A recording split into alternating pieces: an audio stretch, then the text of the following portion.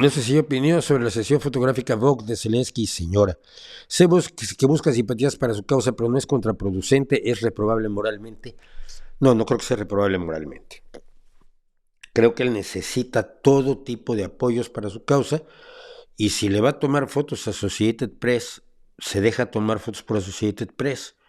Y si el fotógrafo de F le dice póngase allí, él se pone. No crean ustedes que todo es fotografía cándida. Lo sorprenden de fotografía. Vamos a hablar dentro de 2 minutos. No, no, no.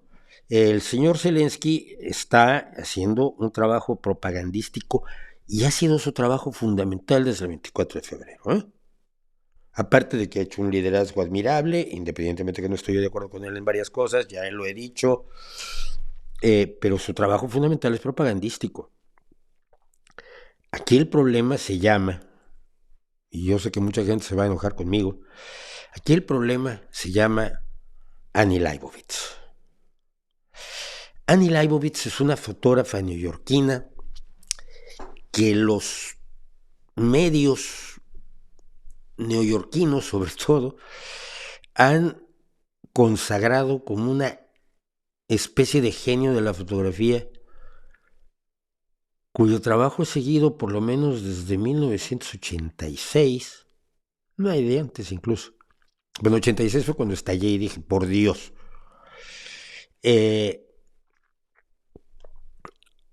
me parece una fotógrafa espantosamente mala, que hace fotografías de Annie Leibovitz, es decir, si tú le pides que te retrate a ti, te hace una foto de Annie Leibovitz retratándote.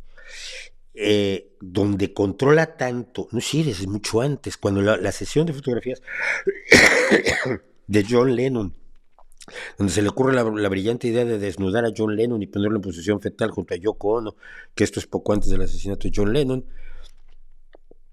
Ese tipo de cuestiones que ella cree que son muy creativas y que yo creo que son absolutamente caprichosas, insulsas, sin ningún valor comunicativo, sin ningún valor emocional.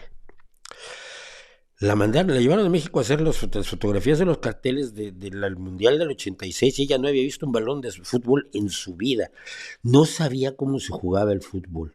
Y hace una serie de fotografías que no tienen nada que ver con nada de lo que ningún ser humano a lo largo de la historia de la humanidad tuviera que relacionara de alguna manera con el deporte del fútbol asociación o el fútbol soccer.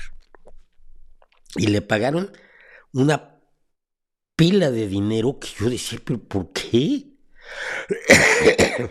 Le hizo un retrato, perdón, le hizo un retrato tan malo a Isabel II de Inglaterra que yo me echaba a llorar. Yo creo que son los personajes más interesantes a fotografiar, te caiga bien o te caiga mal la monarquía, desde que fue mecánica en la Segunda Guerra Mundial, de la forma en que ha llevado su reinado, del tipo de persona que es una persona interesantísima para fotografiarla. Y lo que hizo Annie Leibovitz fue una especie de escenografía gigantesca donde la reina parece chiquitita aquí. Y supongo que Annie Leibovitz con eso quiso decir algo. Pues que a mí no me importa lo que quiera decir ella, lo que me importa es un buen retrato de Isabel II, que me diga algo de Isabel II, no de Anita Leibovichita, como le llegué yo a llamar. Y en este caso a la revista Vox se le ocurre la brillantísima idea de mandar a Annie Leibovitz a que haga fotografías de Zelensky y su esposa.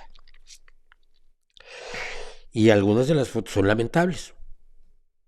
Entiendo que Zelensky las hiciera.